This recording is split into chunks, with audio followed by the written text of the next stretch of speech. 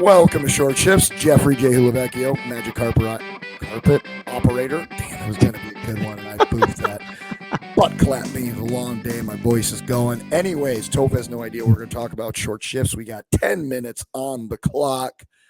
11:30. Okay. And Toph, want to talk about setbacks, how to overcome them, how you overcame. Let's talk about how you overcame them specifically. But I want to talk about injuries. Things you can do, things you can do positively, things that take you down the wrong path. You got a couple injuries in your career. They're going to happen to most guys or girls. What are things you can do with that type of setback? Where you're going to miss like at least a month, like an significant amount of time. Yeah. It's actually funny you say this because I literally went to a new doctor yesterday, and I have to fill out like all those injuries, medical history forms or whatever, and they're like surgeries, and I was like, do you have more paper? I like too many to count. But anyways, injuries. Let's start off with the worst thing that you can do, and that's nothing and feel sorry for yourself. I think that's the worst thing that you can do. It's okay to like be mad and kind of wallow in it for a second. Like you have to kind of like, I don't want to say grieve it. Maybe that's a little bit too strong of a word, but like you have to process the fact that, you got something ripped away from you, and you're not going to be able to do that thing that you love for a little bit of time or a lot of bit of time. So it's okay to kind of feel sorry for yourself for a second, but then it's always what are you going to do about it? What's a positive we can take out of it? It has to be. And so, some of the things that I've done with some of the injuries that I've had is, okay, what's something I can do with another part of my body, or what's something that I can do with my brain if it's a physical injury, not a head injury, that can help me to get better, like find a way to get better some other way. And so like when I tore my ACL, it was upper body workouts and watching I missed almost an entire year, like watching the game, like getting tight with the coaches, watching video with them, like almost becoming a quasi coach. I played my entire sophomore year with torn cartilage in my wrist at Cornell. And it's honestly just monotonous freaking rehab, man. It's monotonous. You have to do it, and it sucks, and you got to get to practice early, and you have to go through that stuff, and it hurts. But like, I don't want to be a person to tell everybody that they have to play through their injuries, but like there's a mental toughness and mental resiliency that comes through playing through minor-ish injuries. And like it's my entire sophomore year, I couldn't shoot the puck. Like I literally couldn't shoot the puck. And like all I was doing was passing, and I couldn't really take face-offs, and like it hurt. But like grinding through, there's some mental freaking toughness that comes with that, man. Like, and I'm not advocating. I want to make sure, like, I'm not advocating playing if it's going to hurt you more, or if it's going to take a mental toll, because I think there are people who probably play through some shit that shouldn't be. They should be taking time off. But if it's something that's not going to hurt you more and you can play through it, there's something, I don't know. What do you think? Like, it's a bit of a controversial topic, but like, it all depends on the injury. Yeah, it all depends on the injury. I was looking more of like, you're out for a month or 2 months or 6 months, knee, shoulder, something like that, which I know that, you blew out your ACL, and you got to find a positive out of it. You have to find a positive out of every situation. Because what if you don't? What if you don't? What if you don't? What? Yeah. What if you don't find a positive and you sit there? You're not getting better.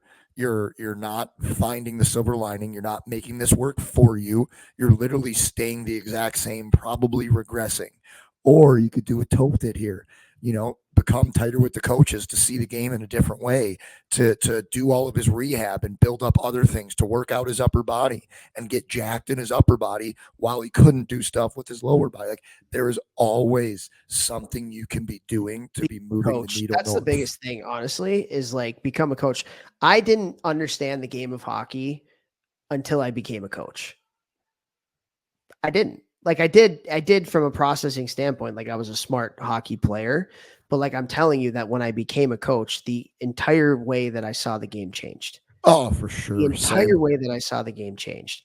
And so like use that time where you can't physically be out there to like really watch the game and really think about the intricacies of it, and find a couple players that you model your game after. Maybe it's a teammate or two, or maybe it's an opponent that like you think is really good, and watch what they do. What are 2 or 3 things that they do on the ice that really stand out to you? And maybe incorporate that stuff into your game. And so like if it's a physical injury, take that time to really take a step back, look at the game from more of a 10,000-foot view, and really learn about the ins and outs of the game. Dude, and I did the same thing when I was in Omaha, and I had my first ever real injury.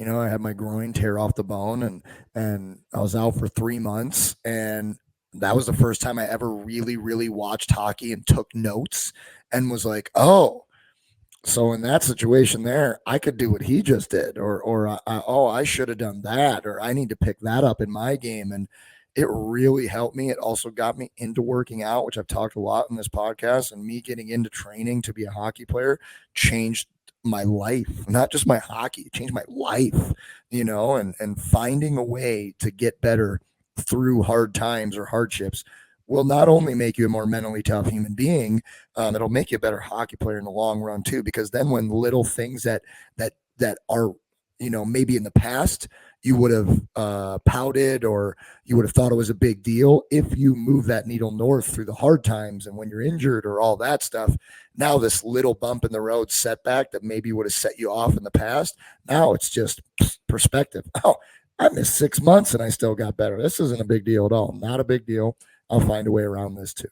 Well, let me ask you this. With what I was talking about before about playing through injuries, one injury that you should definitely not play through is concussions. And you need to take time off and recover and do all the things necessary. You are way more, attuned to that than I am. Concussions are a real thing. They're a real thing in a contact sport, especially one as fast as hockey. And so, I kind of talked about it from the physical standpoint, but let's talk about it from a head injury, because kids get concussions. What kind of advice would you give to somebody that's dealing with a head injury?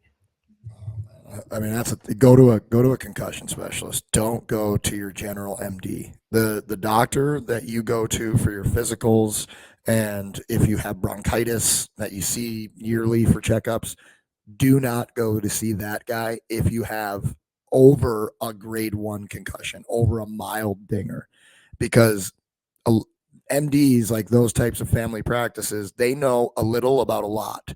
They don't know a lot about a little. 99% of them. When it's your brain, you want to go to a concussion specialist, because there's a lot of things you can be doing right away to help that. The longer you wait, it's you're not making any better. Sometimes, you could have been over it way quicker if you would have done these certain things right away. So 100% first and foremost, go actually see a concussion specialist. And that, other than that, that is the one tough one. Like, I had other injuries where I could, okay, my knees, I sprained my ankle in college, doing a crip walk at a party at 2 a.m. like an idiot after freshman year, sprained my ankle real bad. Still feel it to this day. I was dancing hard at this party, bro. I was in the middle. I was bopping, and bang! Oh my God, I just rolled my ankle so bad. I'm such an idiot. I don't even know if coaches or my trainer know that. So listen to this. Sorry, guys. Couldn't work out on that leg for like 8 weeks. Oh, wow. But I used machines and did all these things I usually wouldn't, right? You can find a way to work around it. With a concussion, it is a little bit harder to work around it, depending on how bad it is, because you can't do a bunch of physical stuff. You can't do mental stuff. You don't want to be on screens, but you can eat better. You can sleep. You can, there's something you can be doing. I worked on my vestibular system 6 days a week, and I got acupuncture in my skull and my neck and my back and my spine and all this shit. There's something you can be doing to move that needle north for your mental and your physical. Yeah. And I think, like I said, you just got to find a positive in everything. If you can, like try as best you can. Sometimes it's difficult to do that, but with all the injuries that I had, it was okay. What can I do to get better? Mm-hmm. However small that might be, right? Mm-hmm. Find a way, because if you don't, someone else will. There we go. All right. And with that, time's up. Cheers, show.